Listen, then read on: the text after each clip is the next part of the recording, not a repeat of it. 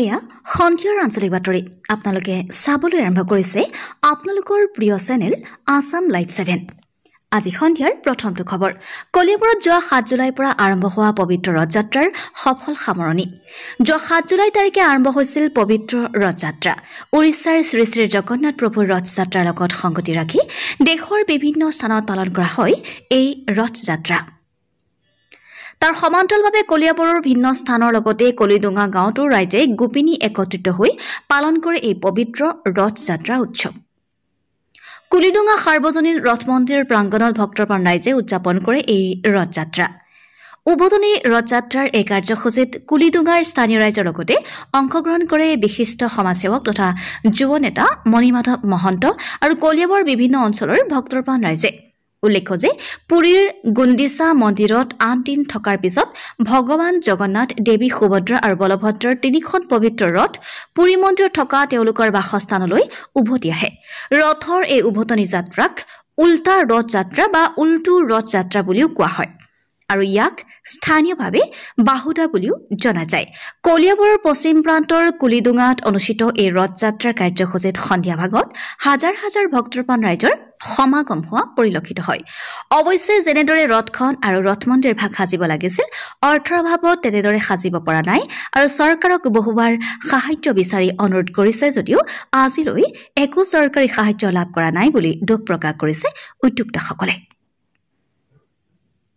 আজি সন্ধিয়াৰ দ্বিতীয়টো খবৰ কলিয়াবৰত বনৰীয়াহাটীৰ নান্দনিক দৃশ্য।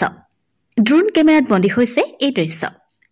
বানপানীৰ সময়ত নিৰাপদ আশ্ৰয় বিচাৰি কাজিৰঙা ৰাষ্ট্ৰীয় উদ্যানৰ অন্য বন্যপ্ৰাণীৰ লগতে বনৰীয়া হাতীও গতি কৰে কাৰ্বি পাহাৰৰ দিশে।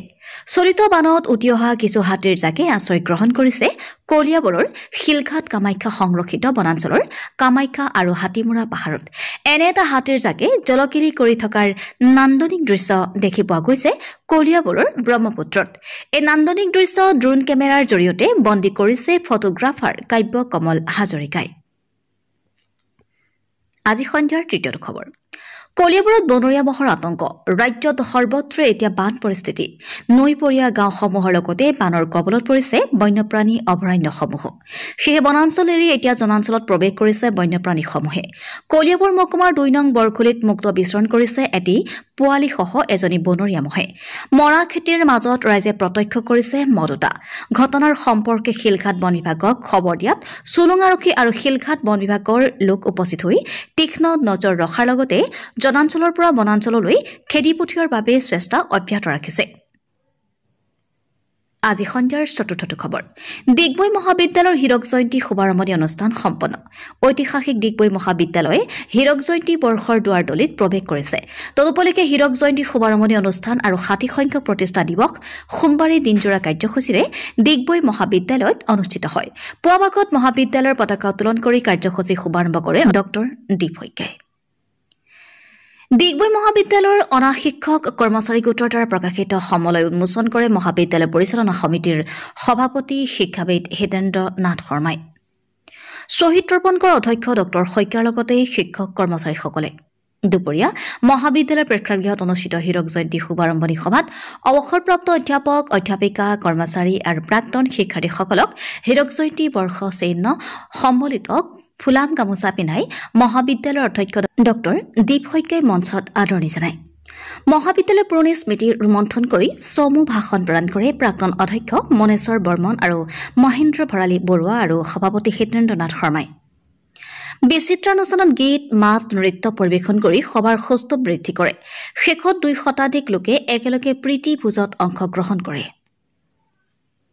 আজি সন্ধিয়াৰ পঞ্চমটো খবৰ বিশ্বনাথ নগৰৰ পৰা বাঘমাৰীলৈ শ্ৰী শ্ৰী জগন্নাথ দেৱৰ ৰথযাত্ৰাৰে মহোৎসৱৰ সামৰণি।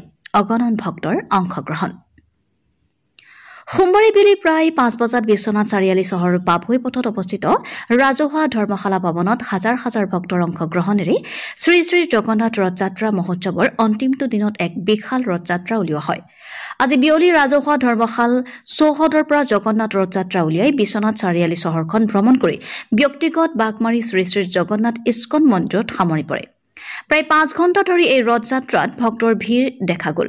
বিশ্বাসৰ প্ৰতীক জগন্নাথ ৰথযাত্ৰাৰ ৰছী টানিবলৈ বাটত খোজকাঢ়ি যোৱা দেখা গ'ল ভক্তসকলৰ উৎসাহ। উল্লেখ্য যে শ্ৰী শ্ৰী জগন্নাথ দেৱৰ ৰথযাত্ৰা মহোৎসৱ অনুষ্ঠানত বিশ্বনাথ শাখা সংঘৰ ইস্কনৰ সৌজন্যত 7দিনীয়া ভাগৱত আবৃত্তি জ্ঞানযজ্ঞ বিশ্বনাথ চাৰিআলিৰ ৰাজহুৱা ধৰ্মশালা প্ৰাংগণত ভক্তিৰ পৰিৱেশৰ সৃষ্টি হৈছিল। আনহাতে মোনাবাৰী চাহ বাগিচাত ৰথযাত্ৰাৰ সময়ত একেই ভক্তৰ সমাগম পৰিলক্ষিত হয়। কলিয়াবৰৰ পৰা অনুবৰা, ডিগবৈৰ পৰা হাছান আখতাৰ ফৰিদ আৰু বিশ্বনাথৰ পৰা ৰমেশ চন্দ্ৰ চৰেণৰ ৰিপৰ্ট, আছাম লাইভ 7।